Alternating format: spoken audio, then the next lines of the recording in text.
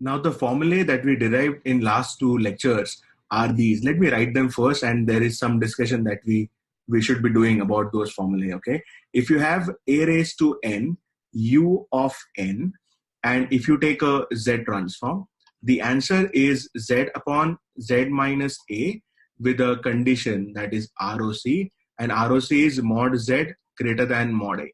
All right, and this becomes a standard formula. So if you get a question like this in exam, a raised to n u of n as a part of a problem, you can use this as a standard formula. Okay, and we use this a lot, so you have to remember this also. The z transform of a raised to n u of n is z upon z minus a, and ROC is mod z greater than a. Now we can just plot this ROC as well, that this is z plane over here. Okay, that's not a good circle. Let me draw a circle, and this circle has a radius a. Okay, and this is z plane that we are talking about, and on the z plane this is a circle of radius a, and when I say ROC is mod z greater than a, the ROC is outside the circle. This is the ROC. Correct? Now that's the one formula that we have derived. Now the second formula we derived is a raised to n u of minus n minus 1, and after solving we got a z transform that is minus of z upon z minus a, and that comes with a ROC condition, which is exactly other way around for this. So the ROC here is mod z less than mod a, and if I have to write this on the z plane, okay, this is z plane, and let me draw ROC mod z less than a on the z plane, that ROC will be inside. Now this is the ROC, is the circle of radius a. Now after having said all of this, I want to discuss and tell you some very important points here, that if you look at this u of n, do you remember u of n goes from 0 to infinity, and 0 to infinity is the right hand side. Okay, so if you see this as n, the right hand side is 0 to infinity, this side over here. Okay, and when your signal is on right hand side, and please remember that u of n is 0 on the left hand side. Okay, when a signal is on the right hand side, we call the signal as a causal signal. That is a classification of a signal. I hope you remember that, but let me still remind you. Okay, if you have n versus x of n, and the values of n are from 0 to positive infinity, all these values, if the signal is ranging in this region here on the right hand side, it is called as causal signal.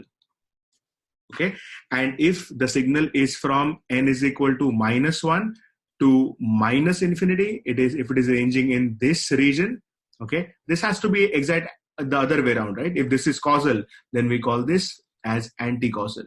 Okay, this signal is anti-causal if it is ranging from minus 1 to minus infinity. So you can imagine that u of minus 1 minus n minus 1 is ranging from n is equal to minus 1 to minus infinity, and that's why it is anti-causal. That AC stands for anti-causal. Now also you can remember that whenever your signal is causal, you can simply remember that the ROC is going to be outwards. Okay, this is a very important point. You always remember that the ROC will tend to be outwards. Okay, do you see it's outside this circle?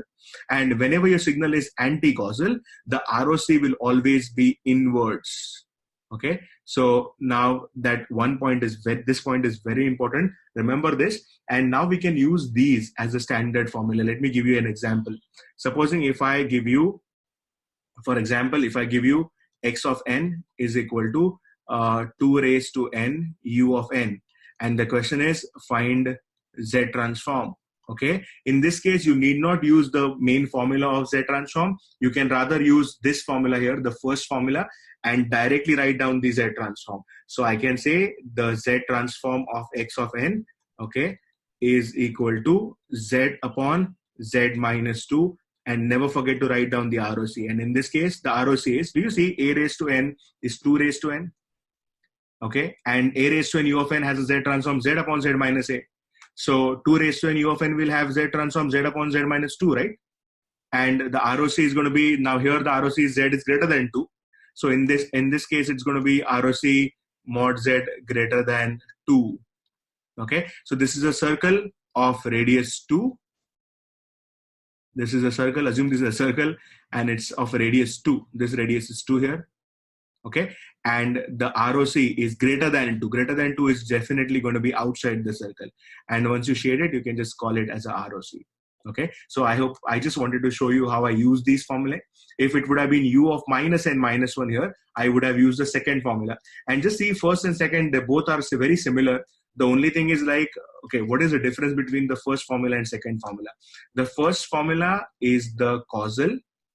When it is causal, you get plus sign here, okay?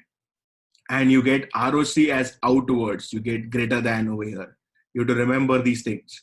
And whenever you have anti-causal or whenever you have U of minus n minus 1, please don't forget to write a minus sign. It shows up, the minus sign shows up here. And ROC will be less than, and ROC will be inwards if you draw it. Okay, it's a circle and the ROC is the inside of the circle. And these things are going to be very, very important, because every time we solve any problem, you'll always come across these formulae. This part is extremely important and you have to remember everything about it, including this classification, that if it is the right hand side, then it is causal.